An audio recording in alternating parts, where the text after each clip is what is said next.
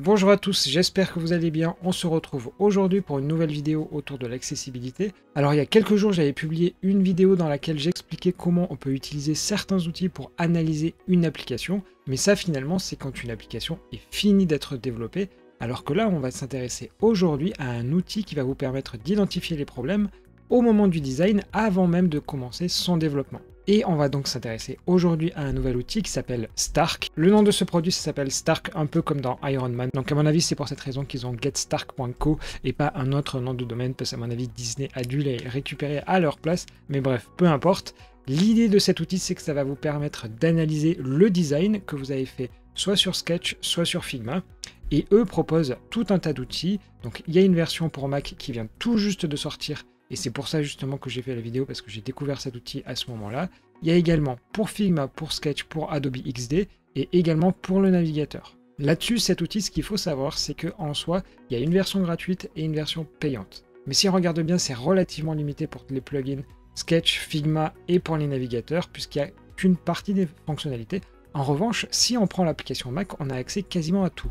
Donc on va prendre l'application Mac justement pour voir comment tout ça fonctionne. Sinon, voilà, ça coûte par exemple 10 $ par mois, avec en plus des fonctionnalités supplémentaires. Mais là, la version Mac est relativement intéressante. Et cette application se télécharge depuis le Mac App Store. Quand vous allez créer un nouveau projet, il va soit vous demander l'URL d'un Figma, soit un document local, et dans ce cas-là, c'est du Sketch.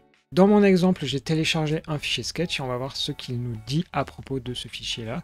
Ça peut marcher avec n'importe quel fichier, il faut simplement lui donner. Donc vous voyez ici, j'ai un certain nombre d'écrans et au total, il m'a trouvé 317 problèmes sur 1297 instances. Donc là-dessus, vous voyez, on peut même indiquer quelle est la compliance. Petit rappel au niveau de la compliance, au plus il y a de lettres A, au plus les règles sont strictes. Donc si je suis en AA, j'ai 318 problèmes. Et si je me mets en AAA, il y en a encore plus avec 335. Du coup, on va regarder ensemble quels sont ces fameux problèmes. On va prendre un exemple au hasard. Vous allez voir qu'on va retrouver un certain nombre d'informations communes par rapport aux outils qu'on avait vus la dernière fois, mais sauf qu'ici on est bien en amont du développement. Donc dès le début, on va pouvoir anticiper les problèmes.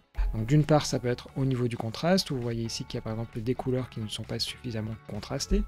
Ça peut également concerner de la typographie, où par exemple ici le texte est beaucoup trop petit, avec juste 9 pixels par exemple, et ça nous dit voilà, qu'il faudrait faire attention que le texte soit plus gros.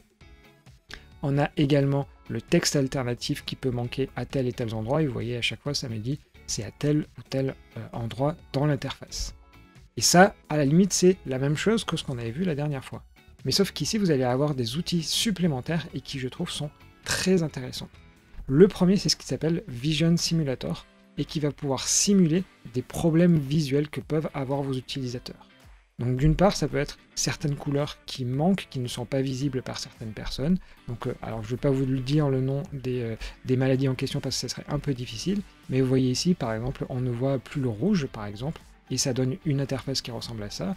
Vous avez ici une deuxième manière, et enfin une troisième, et également une quatrième.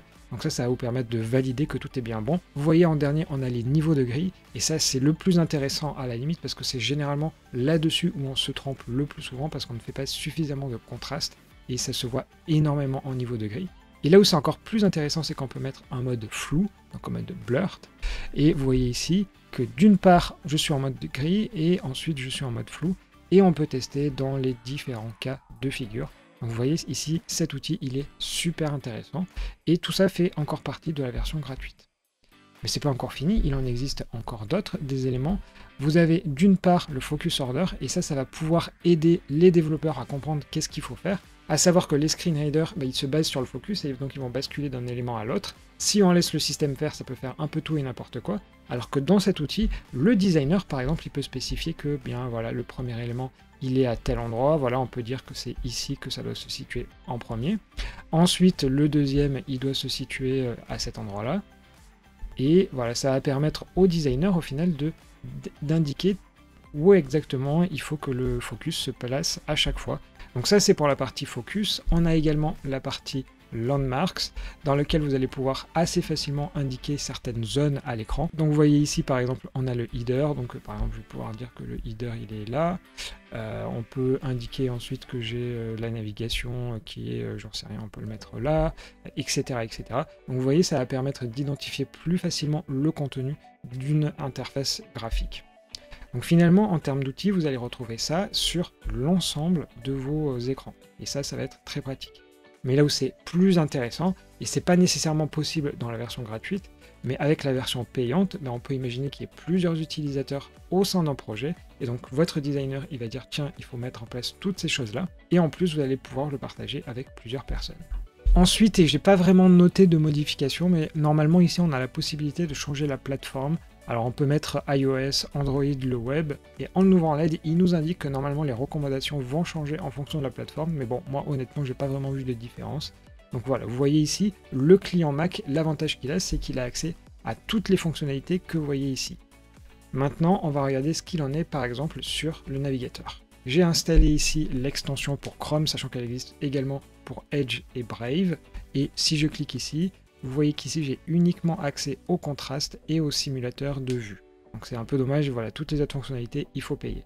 Donc en termes de contraste ici, vous voyez par exemple que le site d'Apple c'est OK a priori.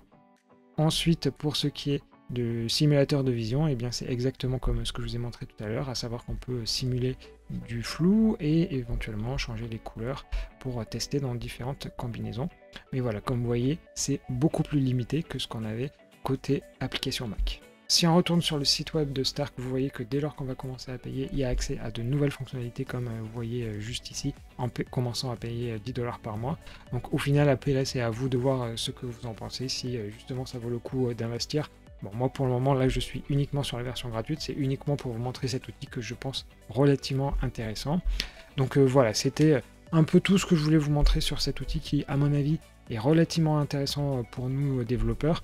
Donc vous voyez ici, pour chacune des versions, vous avez un tableau avec les fonctionnalités qui sont disponibles ou pas. Donc là, typiquement, nous, on était sur l'application Mac, et vous voyez que finalement, il y a quasiment tout qui est coché sur l'application Mac. La seule différence, c'est qu'on est limité sur le nombre de projets à disposition.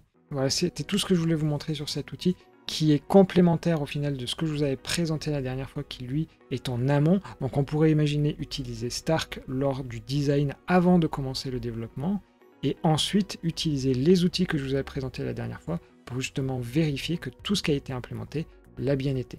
Voilà, donc c'était tout ce que je voulais vous présenter sur ce petit outil. N'hésitez pas à l'utiliser parce que voilà, la version gratuite a l'air de faire quand même pas mal l'affaire. Si en tout cas cette vidéo vous a plu, n'hésitez pas à la liker et à la partager autour de vous, mais également à vous abonner à la chaîne si ce n'est pas encore le cas. En tout cas, pour ma part, je vous invite à regarder les autres vidéos qu'il y a sur la chaîne, et sinon je vous dis bonne journée et à bientôt pour une prochaine vidéo.